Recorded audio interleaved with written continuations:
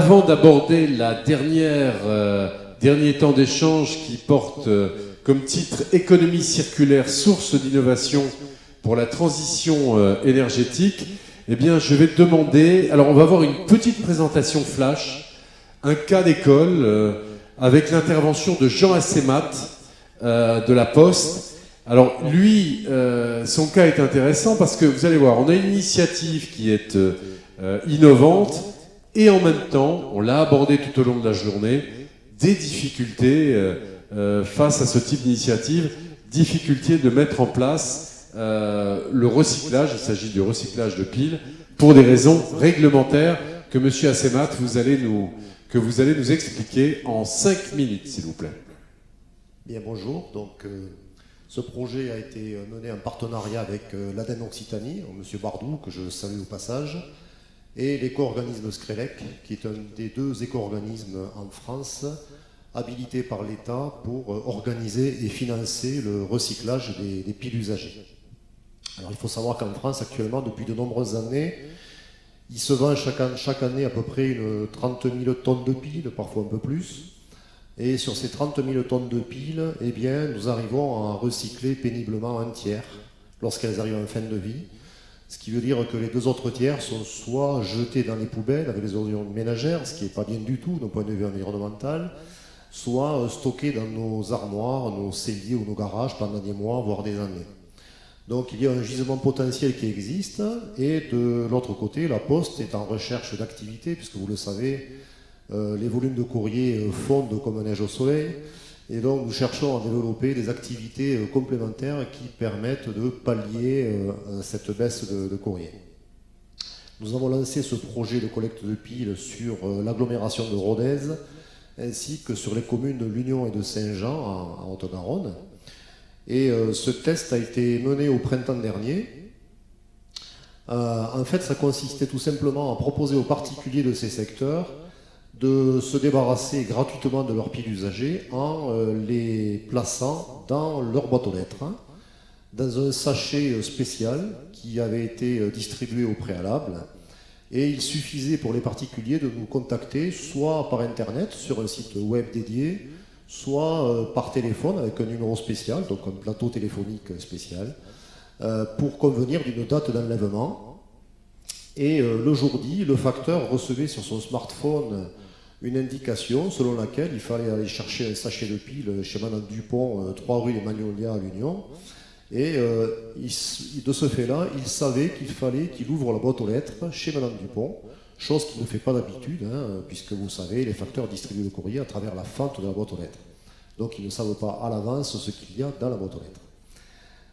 L'opération donc a été menée pendant un mois.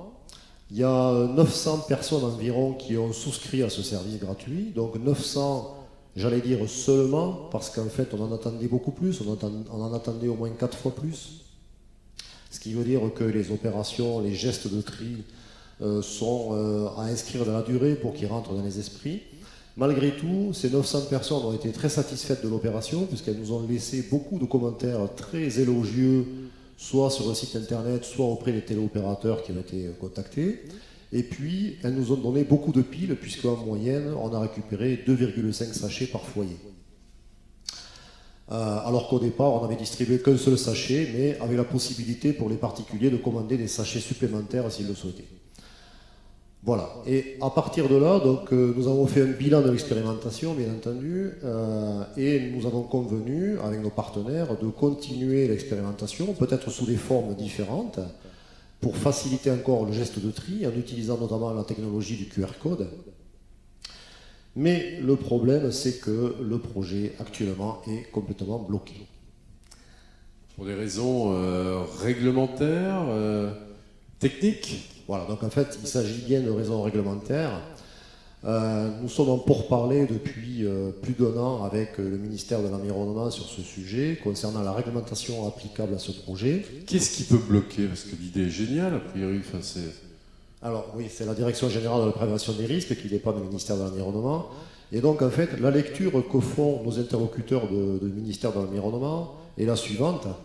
Je vais l'exprimer de façon très simple et peut-être un peu caricaturale, mais je vous assure que c'est la réalité. En fait, le ministère de l'Environnement nous dit les particuliers qui viendraient à la queue leu-leu à la poste pour amener leur sachet de piles afin de remplir le fût de stockage qui serait installé à la poste, eh bien dans ce cas-là, la poste est dispensée de toute disposition particulière à condition de ne pas dépasser 1 tonne de piles stockées. Par contre, si le facteur vient chercher les mêmes sachets de piles chez le particulier pour les amener jusqu'à la poste et remplir le même fût, dans ce cas-là, vous devez installer une bouche à incendie, des portes coupe-feu, des détecteurs de fumée, etc., etc. Donc en fait, des dispositifs anti-incendie qui sont extrêmement onéreux et je dirais complètement disproportionnés par rapport au risque incendie encouru, sachant que dans le même temps, dans les points de collecte actuels, donc le Castorama ou le Lidl du coin, eh bien, rien de tout cela n'est prévu et il n'y a jamais eu aucun incendie, à ma connaissance, je me suis renseigné, dans les points de collecte qui existent actuellement. Donc nous sommes confrontés à cette situation et je dois vous dire que nous avons un peu de mal avec la Direction générale de la prévention des risques parce que personnellement, je ressens le fait que, bien que nous ayons en face de nous des interlocuteurs courtois et spécialistes de leur sujet, j'ai le sentiment qu'ils ne perçoivent pas l'absurdité de la situation. Et on est confronté donc à un blocage, parce que vous vous doutez bien que la Poste ne va pas investir dans ces dispositifs qui nous sont demandés, non pas parce que, pour des raisons de principe, mais simplement parce que la Poste ne comprend toujours pas pourquoi le stock de piles usagées serait dangereux du simple fait qu'on évite aux gens de se déplacer. On ne voit pas le lien et on continue à ne pas le comprendre et nous en sommes là pour l'instant. François-Michel Lambert, voilà comment on torpille une belle idée. Bon, voilà comment on va la sauver. C'est comme ça que j'avance. L'engagement pour la croissance verte, Green Deal, il y a 2 outils. France Expérimentation, on en a parlé, mais aussi celui-ci qui me semble adapté, c'est on contracte avec l'État pour la juste interprétation de la réglementation, parce que là c'est une question d'interprétation, on appelle ça la réglementation grise. C'est-à-dire suivant la personne qui lit la réglementation, on n'a pas la même application. Donc on l'a fait 27 avril, les tout premiers dans le plâtre, la SNCF sur les vêtements, et un sur les polymères et un 4e que j'ai oublié. On dit, la Poste avec ses opérateurs, l'État dit voilà le modèle que j'expérimente. Il y a des interprétations des services de l'État qui peuvent bloquer. L'État dit moi je l'interprète comme ceci et ça s'applique de fait ensuite. Donc je vous propose qu'on travaille sur construire ce Green Deal, ce engagement pour la croissance verte, sur cette expérimentation. Vous allez me répondre, la salle va me répondre, on ne va pas le faire à chaque fois. Oui, effectivement, on ne va pas le faire à chaque fois, mais il y a la nécessité d'avoir énormément de petits ruisseaux qui, à chaque expérimentation, démontrent que si la réglementation elle est interprétée de façon juste et stable, parce que vous pourriez avoir un changement de personne qui viendra inverser ce qui aura été décidé par le prédécesseur. L'économie circulaire avance, répond à des enjeux, et après on peut attaquer dans le dur sur les origines de ces réglementations. Parce que ça, c'est un peu plus difficile à faire changer dans des courts délais.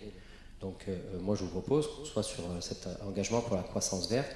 À titre d'information, le premier, dans le plâtre, par ce qu'ils ont signé, ils vont passer de 70 000 à 200 000 tonnes, 70 000 tonnes en 2015, à 200 000 tonnes en 2020, de plâtre qui sera récupéré, régénéré, justement parce que l'État a dit l'interprétation que doivent faire les services de l'État en région sera à ce niveau-là et ne doit pas être à un niveau inférieur ou à un niveau supérieur.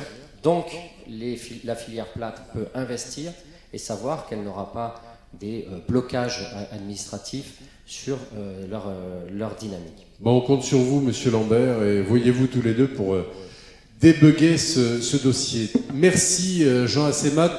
On vous applaudit, on vous souhaite bon courage. Hein.